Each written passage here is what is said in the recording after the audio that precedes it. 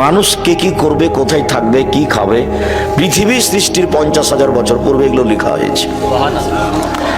সেটাকেই মায়ের পেটে 4 মাস যখন, তখন পুনরায় বাস্তবায়ন করা হয়েছে।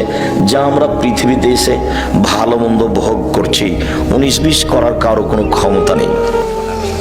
এটা স্বাভাবিকভাবে, সামাজিকভাবে একজন আরেকজনের উপরে দোষারোপ করে থাকি। মাঝে মধ্যে আমি বলেছি, সেদিন আপনাদেরকে বলছিলাম যে 3 শ্রেণীর মানুষের সাথে আল্লাহ কথা বলবেন না। 3 শ্রেণীর মানুষ জাহান্নামে যাবে। তার এক শ্রেণীর মানুষ হচ্ছে মুকাজ্জিবুন বিল কাদার, ভাগ্যকে যে অস্বীকার করে। ভাগ্যকে অস্বীকার করা হয় কিভাবে? যে আপনার ছেলে আর আমার ছেলে ঢাকা থেকে আসছিল, সিরাজগঞ্জে আপনার ছেলেটা গাড়ি থেকে নেমে গেছে, আরেকটা গাড়িতে উঠেছে, ওই গাড়িটা সামনে অ্যাক্সিডেন্ট হয়ে গেছে, আপনার ছেলের হাত ভেঙে গেছে। এখন আপনি বলছেন, আরে আমার ছেলে যদি আগের গাড়ি থেকে না নামতো তাহলে হাত ভাঙতো না। এটা হলো ভাগ্যকে অস্বীকার করা।